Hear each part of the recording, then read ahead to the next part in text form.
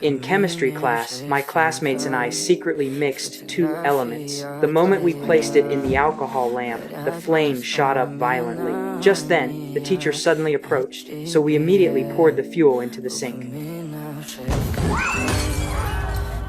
Fortunately, nothing happened, but this proved our rocket fuel had succeeded. We headed out to the mining area to test our rocket launch. After I lit the fuse, the rocket took off, but then suddenly changed direction mid-flight and headed straight for my father's office. My friends who came with me panicked and ran for their lives, but I was worried about my father's safety, so I mustered up the courage to rush toward the office. When I got there, my father was already standing at the door, holding what was left of the rocket, waiting for me. Before I could even explain, he launched into a tirade about how worthless I was, how my dreams amounted to nothing, and banned me from building any more rockets at the mine. Then he tossed the rocket into the trash. That wasn't all. He threw out all the materials I had stored in the basement, too. But I wasn't about to give up. The next day, I went to the library and checked out a book about rocketry. With my friend's help, I built a brand new rocket using scrap materials, and we took it to a remote mountain to test it. To my dismay, the rocket veered off course again mid-flight and nearly hit a guy who was watching.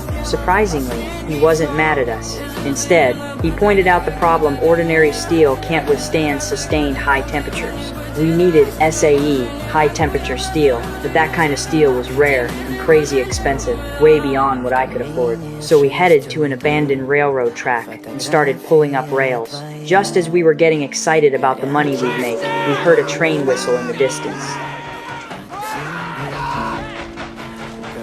Thankfully, it was a false alarm. We used the money from selling the rails to buy a high-temperature steel rod, and with the man's help, we finished processing it. Then we continued our experiments, but every single one ended in failure, either exploding on the launch pad or refusing to lift off at all. After 50 failed attempts, our resident genius figured out that the fuel's purity might be the issue. The intense heat after ignition was causing the rocket to expand and explode, so we upgraded our rocket fuel using high-concentration alcohol. When we got back to the mountain, we found a crowd of people waiting. Turns out my brother had invited his coworkers to come watch me fail. I ignored them and hit the ignition switch. The rocket shot straight up into the sky, and the crowd erupted in cheers. Even the teacher who had shown up was blown away. Before long, our story made the front page of the newspaper. But before we could celebrate, the police threw us in jail. A forest fire had broken out that day, right in the direction where our rocket had landed. Luckily, we were all minors, so our parents bailed us out. On the way home, my father chewed me out the whole time.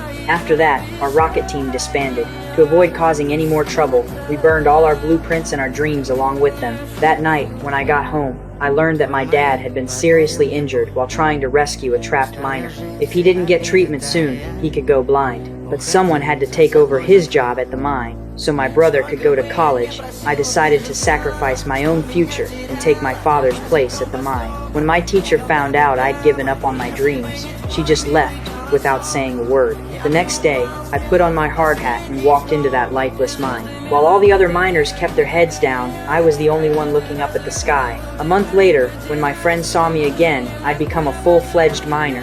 We barely exchanged a few words before I had to get back to work.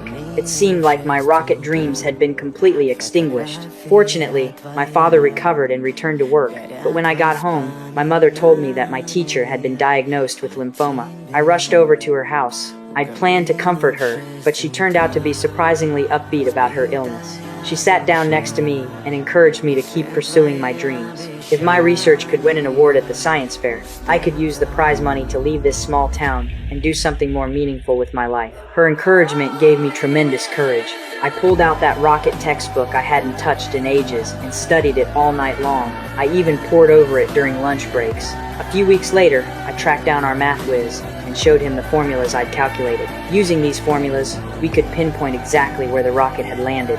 If we could find the rocket that crashed on the day of the forest fire, we could prove our innocence. Before dawn, we headed to the launch site. Based on the angle we'd launched at that day, we measured and calculated over and over again. Finally, we found the rocket in a stream deep in the forest. We excitedly brought it back to school, but the principal looked completely baffled. So I went to the blackboard and used science to prove the rocket's flight trajectory. When the police found the flare that had actually started the fire, we were finally cleared of all charges and got our eligibility to compete in the science fair reinstated.